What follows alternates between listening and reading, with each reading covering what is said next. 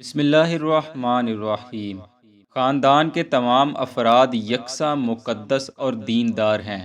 آخر موسیٰ و ہارون علیہم السلام کو کیا ایسے سرخاب کے پر لگے ہوئے ہیں کہ وہ قوم کی امامت و پیشوائی کریں؟ دوسروں کو یہ حق کیوں حاصل نہیں ہے؟ دوستو، یہ متکبرانہ اور بغض و عناد سے بھرے الفاظ قارون کے ہیں، جو حضرت موسیٰ علیہ السلام اور حضرت ہارون علیہ السلام کے خاندان بنی لادی سے اور رشتہ میں آپ کے سگے چچا کا لڑکا تھا۔ قارون نوع انسانیت کے ان تین بدبخت ترین لوگوں میں سے ایک ہے کہ جن کو زندہ زمین میں دھنسایا گیا۔ ان میں پہلا قارون، دوسرا ہیزن اور تیسرا وہ شخص ہے جسے حضور صلی اللہ علیہ وآلہ وسلم کے سامنے زمین میں دھنسایا گیا۔ یہ تینوں قیامت تک زمین میں دھنستے ہی جائیں گے۔ آج کی ویڈیو میں ہم قارون کے زمین میں دھنسائے جانے کے اسباب پر بات کریں گے۔ دوستو، آپ یہ سن کر حیران ہوں گے کہ قارون حضرت موسیٰ علیہ السلام پر ایمان لے آیا تھا۔ وہ نماز پڑھتا تھا اور تورات کی تلاوت بھی کرتا تھا، مگر یہ سب ریاکاری اور دکھلاوے کے لیے تھا۔ دراصل اس کے دل میں نفاق تھا اور اس کا ایمان لانا فقط دینی لبادہ اوڑھ کر سادہ لوح مسلمانوں سے دنیاوی فائدہ حاصل کرنے کے لیے تھا، یعنی وہ انہیں فریب دے کر فصلوں کو پیشگی سستا خرید لیتا اور بعد میں انہیں مہنگے داموں پر فروخت کر کے ڈھیروں منافع کماتا۔ اس کے علاوہ کم تولنا، بے انصافی کرنا، سود کھانا اور لوگوں پر ظلم کرنا اس کی پسندیدہ عادات تھیں۔ اللہ تعالیٰ نے ایک خاص مدت کے لیے اسے چھوٹ دی، جس کی وجہ سے اس نے ان تمام کاموں سے بے پناہ دولت اکٹھی کی اور خوب عیش و عشرت سے زندگی بسر کرنے لگا۔ دوستو، یہ یاد رکھیں کہ اللہ تعالیٰ کی تعلیمات سے دور ہو کر بندہ ظاہری عیش و سکون تو حاصل کر لیتا ہے، مگر یہ دائمی نہیں ہوتا۔ بالآخر اسے اپنے اصل کی طرف لوٹنا ہی ہوتا ہے اور اللہ تعالیٰ کے حضور پیش ہو کر اپنے کیے کا حساب دینا ہی ہوتا ہے۔ یہی قارون کے ساتھ بھی ہوا۔ جب اس کی دولت پرستی اپنے عروج کو پہنچی تو اس نے اپنے سینکڑوں غلاموں اور کنیزوں کے ساتھ برا سلوک کرنا شروع کر دیا اور انہیں حکم دینے لگا کہ جب تم میرے سامنے آؤ تو پہلے میرے سامنے جھک جاؤ اور میرے پاؤں کو بوسہ دو، پھر مجھ سے کوئی حاجت بیان کرو۔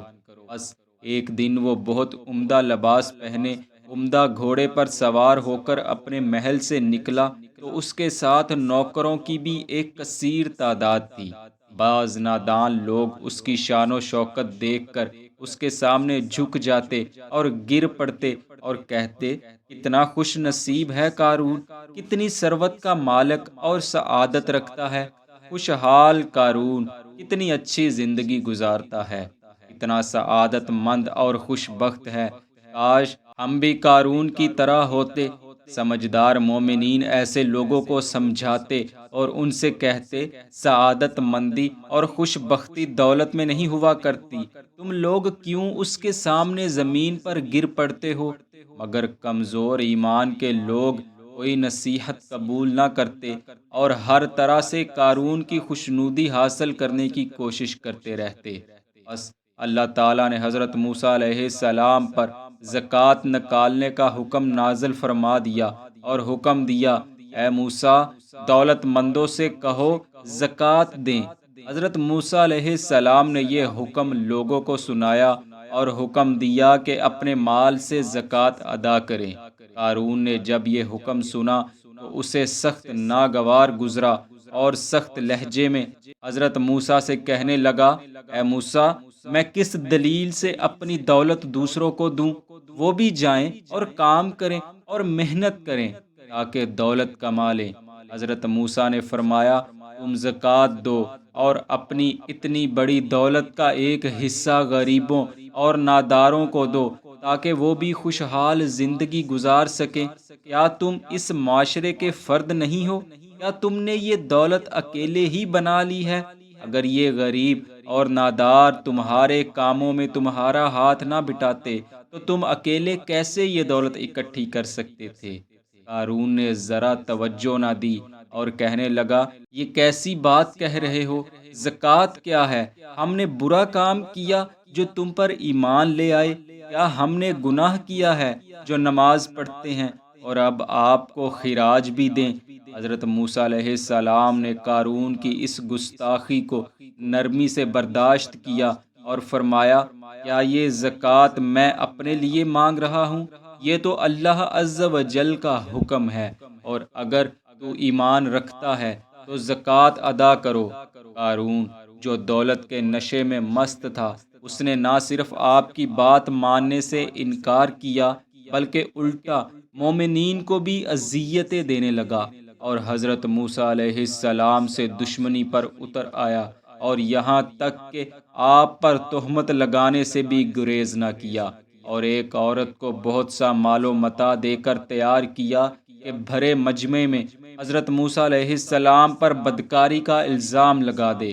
چنانچہ جب دوران وعظ قارون نے کھڑے ہو کر کہا، اے موسیٰ، تم نے اس عورت سے بدکاری کی ہے، تو موسیٰ علیہ السلام نے فرمایا، اس عورت کو بلاؤ۔ وہ عورت سامنے آئی تو آپ نے اس سے کہا، اے عورت، اس خدا کی قسم جس نے بنی اسرائیل کے لیے دریا کو پھاڑ دیا اور عافیت و سلامتی کے ساتھ دریا کے پار کرا کے فرعون سے نجات دی، سچ سچ کہہ دے کیا ماجرا ہے؟ وہ عورت حضرت موسیٰ علیہ السلام کا انداز گفتگو دیکھ کر سہم گئی اور سب کے سامنے سچ بول دیا۔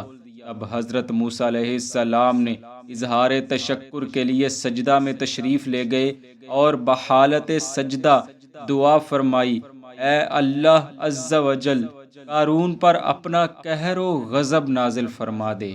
پھر آپ نے سجدے سے سر اٹھایا اور مجمع سے فرمایا، جو قارون کا ساتھی ہو وہ قارون کے ساتھ ہو جائے، اور جو میرا ساتھی ہے وہ قارون سے الگ ہو جائے۔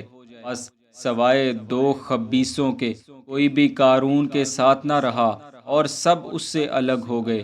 پھر حضرت موسیٰ نے بحکم خدا زمین کو حکم دیا کہ قارون کو پکڑ لے۔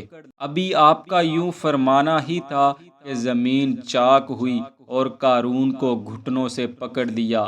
آپ نے دوسری بار ارشاد فرمایا تو وہ سینے تک زمین میں دھنس گیا۔ یہ دیکھ کر قارون بلکنے اور رونے چلانے لگا، مگر اب بے سود تھا۔ پھر لوگوں نے دیکھا کہ وہ اگلے ہی لمحے مکمل زمین میں دھنس گیا اور اس کی آوازیں آنا بند ہو گئیں۔ پھر آپ نے اللہ تعالیٰ کے حضور دعا مانگی تو اس کا محل اور تمام خزانہ بھی زمین میں دھنس گیا۔ بس قارون اپنے تمام تر خزانوں اور غرور و تکبر کے ساتھ زمین میں دھنسا دیا گیا۔ دوستو، آج بھی زمانے میں لاکھوں افراد ایسے ہیں جو قارون تو نہیں مگر اس جیسی عادتیں رکھتے ہیں۔ اس واقعے میں ان کے لیے بے پناہ عبرت ہے۔